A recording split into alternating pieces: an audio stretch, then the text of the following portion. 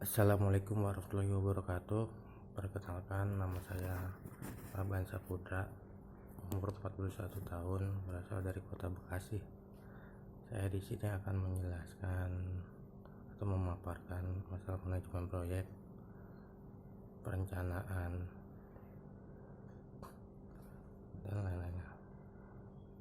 Definisi manajemen proyek dapat diartikan sebagai penggunaan pengetahuan, keterampilan, alat dan teknik khusus untuk memberikan sesuatu yang bernilai kepada suatu pihak. Manajemen proyek dibatasi oleh anggaran, jadwal, dan mutu dengan tujuan tercapainya proyek tersebut secara efisien dan efektif.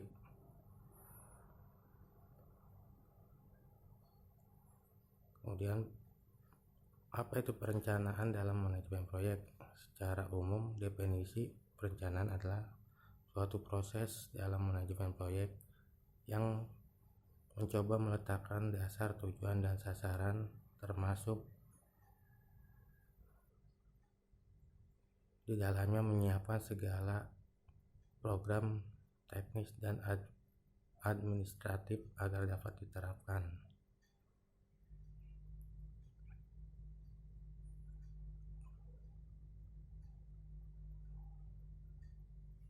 Kemudian melakukan estimasi biaya proyek.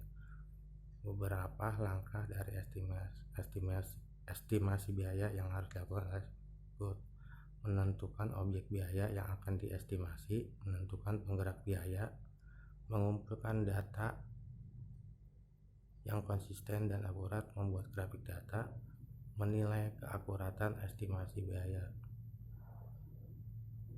melakukan layakan. 1. Lakukan analisis awal, siapkan proyeksi laporan laba rugi yang diproyeksikan, lakukan survei pasar, pertimbangkan struktur organisasi proyek, siapkan proyeksi neraca, tinjau dan analisis semua data, putuskan apakah melanjutkan rencana atau proyek.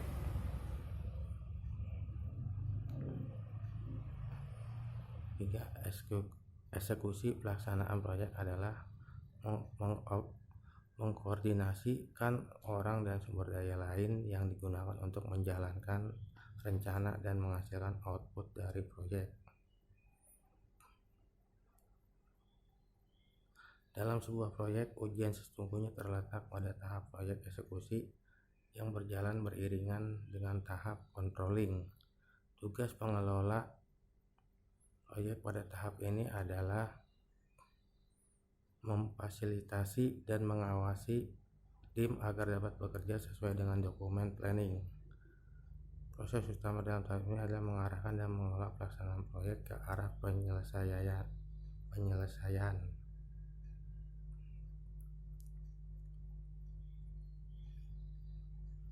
sesuai dokumen perencanaan revisi terakhir. Seorang project manager yang efektif tidak perlu melibatkan dirinya dalam pekerjaan teknis, namun cukup dengan mengarahkan, menjelaskan, dan memotivasi timnya. Dan sesungguhnya semuanya itu menuntut kemampuan kepemimpinan dan komunikasi yang baik. Kemudian saya menjelaskan tentang evaluasi proyek dan audit proyek. Evaluasi dilakukan setelah proyek selesai dikerjakan. Berbeda dengan pengendalian, evaluasi lebih bersifat menilai. Pengendalian akan menindaklanjuti dengan langkah perbaikan atau koreksi. Namun demikian, evaluasi dapat ditempatkan setelah pengendalian. Evaluasi proyek adalah proses penilaian pencapaian tujuan dan pengungkapan masalah kinerja program proyek untuk memberikan umpan balik bagi peningkatan kualitas kinerja program proyek. Tujuan utama evaluasi adalah untuk mengungkapkan permasalahan dan membuka potensi masalah yang mungkin. Ada dua macam evaluasi bila dilihat dari pelaksanaan evaluasi, yaitu Evaluasi formatif, evaluasi yang dilaksanakan di setiap tahap siklus proyek.